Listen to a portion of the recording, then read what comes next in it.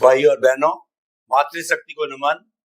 Studio में साक्षात आत्मज्ञानी, अनुभवी, ध्यानी, तपस्वी और भीतर से निकलने वाला ज्ञान दर्शन जो आपका खुला हो चुका है, वो बांटने के लिए हमारे पे कृपा करके और हमारे पुण्योदय की वजह से स्टूडियो में हाजिर है।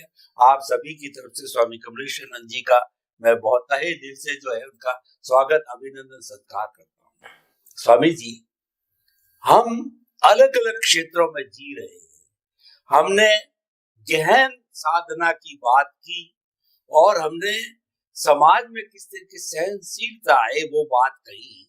आज हम कुछ पारिवारिक सूत्रों की बात कर रहे हैं, क्योंकि आप देखिए कि संयुक्त परिवार प्रथा प्राय प्राय समाप्त हो चुकी है, न्यूक्लियर फैमिलीज हो चुकी है और कोई साथ रहना नहीं चाहता है।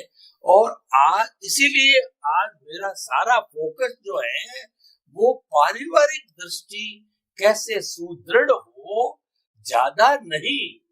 न्यूक्लियर को अगर होती रहे तो हमको कोई ऐतराज नहीं है, परंतु कम से कम उसके बेटे बेटियां, माँ बाप, यहाँ तक तो साथ रहे, ऐसा वातावरण बने, वो प्रश्न करना चाहूंगा। स्वामी जी, किस तरीके से माता पिता, उसके बच्चे और जो है वो उसके माँ बाप ये साथ में रहे, तो कुछ इस तरीके का अध्यात्म विज्ञान की दृष्टि से आप सॉल्यूशन दीजिए, प्रैक्टिकल बात बताइए कि एक व्यक्ति जो है कम से कम हम दो हमारे दो, या हम दो हम एक, 5 सदस्यों का मॉडल भी माने, क्योंकि अब वो समय चला गया है कि 30, 50, 100 लोग साथ रहेंगे, अभी दिखाई देता नहीं है। तो 5 सदस्यों का मॉडल, खास तौर से माँ बाप को साथ रखने का मॉडल हम कैसे तैयार करें, उस पर आप ज्यादा जो है एनफोर्स करते हुए सूत्र दीजिए, नुस्खे दीजिए, ताकि एक अच्छा परिवार बन सके। यस, प्रश्न के लिए धन्यवाद। सबसे बड़ी बात यह है कि आज का युवा और आज के माँ बाप, उसमें जो जनरेशन गैप है, जो पहले जमाने में इतनी भौतिकता न होने के कारण इतना गैप नहीं था, अभी गैप बहुत बढ़ गया है। जनरेशन गैप, जनरेशन गैप का मतलब होता है gap of understanding, not age gap. Age gap तो सच इक्वल रहेगा, मगर जो अंडरस्टैंडिंग गैप है वो बहुत बढ़ गया है। आज का युवा जो है बिल्कुल मॉडर्न ज्ञान पे चलता है, भौतिक ज्ञान पे विश्वास करता है, और लॉजिक के ऊपर, आउटसाइड जो दिखता है वो लॉजिक के ऊपर विश्वास करता है, और दुनिया में जो दिखता है वो प्राप्त करने की होड़ में लगा हुआ है। और माँ बाप जो होते हैं वो शांत, स्थिर होते हैं, और जो कुछ भी मिलता है उसको चला देता है।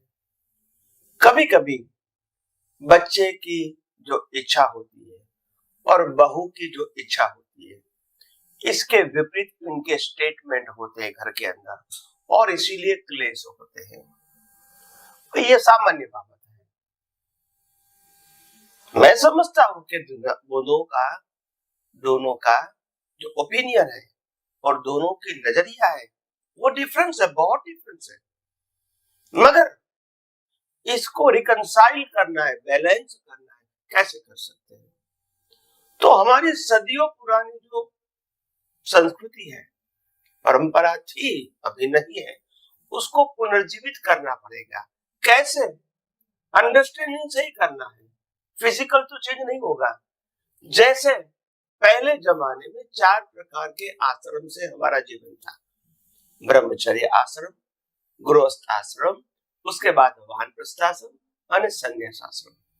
तो पहले 50 साल जो होता है, इसमें 25 साल ब्रह्मचर्य का मतलब होता है कुछ प्राप्त करना, ज्ञान, शक्ति, साधना, जो कहेंगे, जीवन जीने के लिए बेसिक। इसके बाद प्रैक्टिकल जीवन जीना है, शादी करना है, बच्चे करना है, उसको पालना है, इसको बड़ा करना है। इसके बाद का जीवन था वो वानप्रस्थाश्रम था, यानी परिवार से दूर रहना और परिवार को गाइड करना समय संजोग के मुताबिक। इसके बाद का आफ्टर 75 वो संन्यास आश्रम, यानी परिवार से उसको कोई कंसर्ट ही नहीं रहता था। ये हमारी जीवन जीने की श्रेष्ठ पद्धति थी, उसमें कोई दो राय नहीं है, मगर आज वो नहीं है, कोई बात नहीं। मगर इस बातों को हम याद करके अगर हम जीवन जीने की कोशिश करेंगे कि अगर हम सीनियर सिटीजन हो चुके हैं तो हम संन्यास आश्रम की तरह जीवन जिएंगे, वानप्रस्थाश्रम की तरह जीवन जिएंगे। जब कहेंगे तभी गाइड करेंगे, उनके जीवन में कोई डिस्टर्ब नहीं करेंगे, उनको जिस प्रकार से जीना है वो जिए। पूछेंगे तो गाइड जरूर करेंगे, अगर हमको ज्यादा लगेंगे तो ऐसा कहेंगे has a slogan, not has a big man.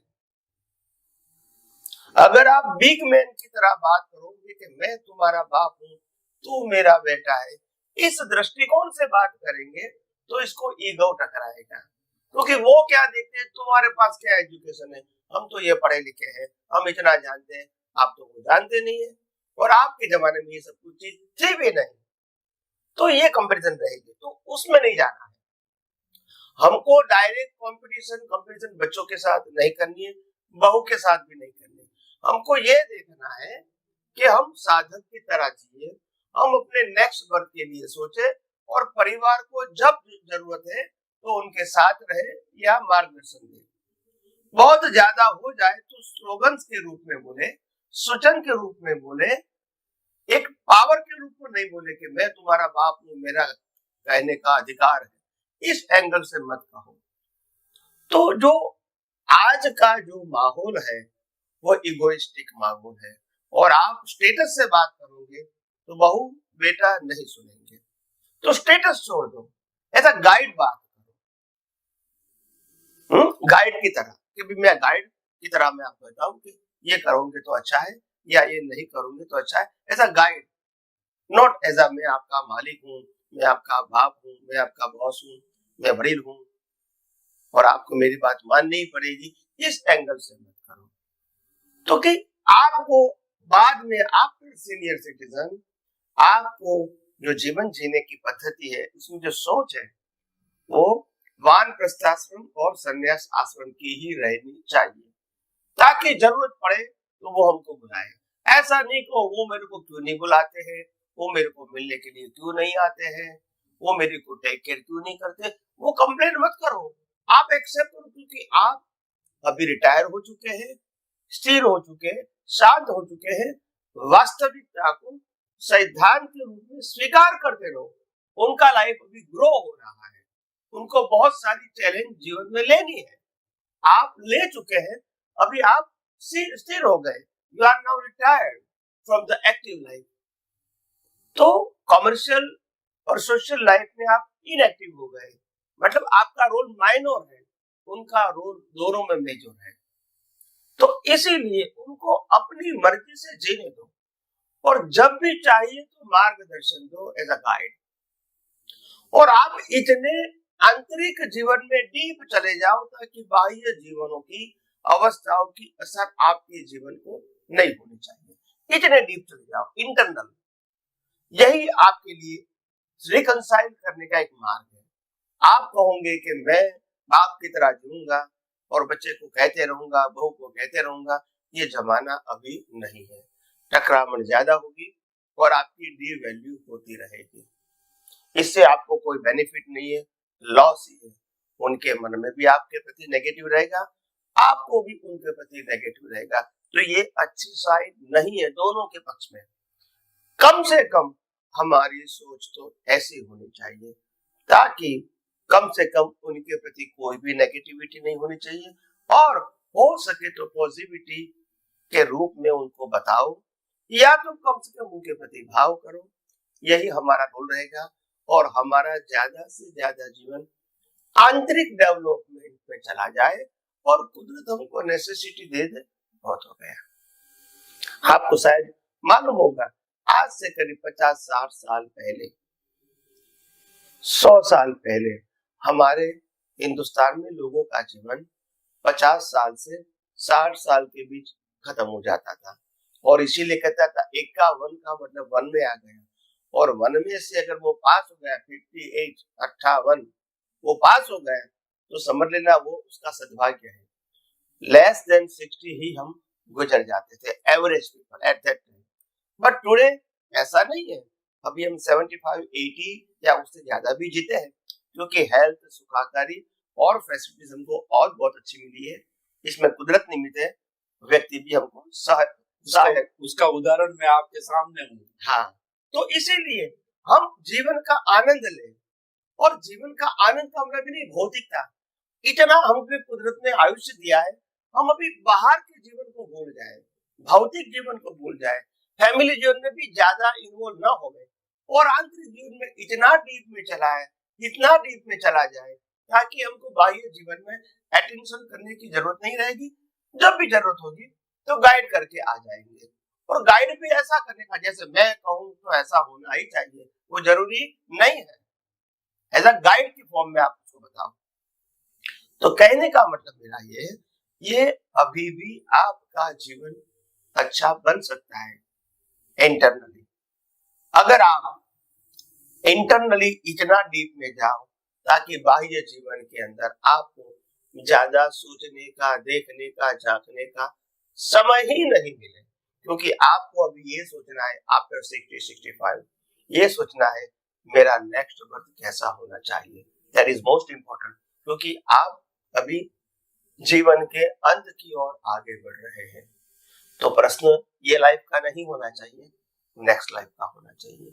और हम हिंदुस्तान और भारतवासी लोग कर्म और कर्म फल को मानते हैं, तो अभी कर्म के ऊपर ज्यादा फोकस करें, न कि फल के ऊपर। जो बाह्य जीवन है वो तो कर्म फल है, मगर मैं कैसा बीज डालूं ताकि मेरा नेक्स्ट बर्थ जो मेरी अपेक्षा है उसका मुताबिक आए, उसी के ऊपर फोकस करें। बाकी आज का जो बाह्य जीवन है वो तो भौतिकतावाद से भरा हुआ है, तो हम इसके लिए कंप्लेन नहीं करेंगे, ये काल की ही असर है, ये कलयुग की असर है, वो तो रहेगी। हम क्या कर सकते हैं इंटरनली वही इंपॉर्टेंट है, हम बाहर क्या कर सकते हैं वो इंपॉर्टेंट नहीं है, वो युवाओं का काम है, और वो करते रहेंगे अपने अपने लेवल और अंडरस्टैंडिंग के मुताबिक, संजोगों के मुताबिक। हमारा काम क्या है, हम ज्यादा से ज्यादा इंटरनल प्रोग्रेस करें, इंटरनल सोच रखें, आंतरिक प्रगति के बारे में सोचें, नेक्स्ट बर्थ के बारे में सोचो, और ये बर्थ जो है उसका ज्यादातर हिस्सा हमारे जीवन का चल चुका है, अभी उसमें ज्यादा सोचने की गुंजाइश नहीं है।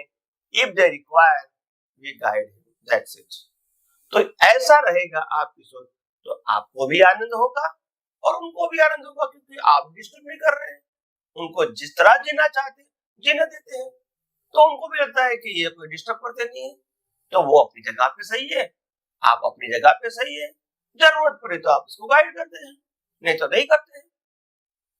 और दूसरी बात ये है, आपको ये बात समझनी पड़ेगी कि उनके जीवन में जो कुछ भी कर्म के संजोग लाए उसी के मुताबिक ही वो जिएंगे, अपनी मर्जी से वो भी जीता नहीं है, भले वो आपको अच्छा लगे या बुरा लगे, क्योंकि उनकी लाइफ भी पिछले अवतार के कर्मों का फल स्वरूप है।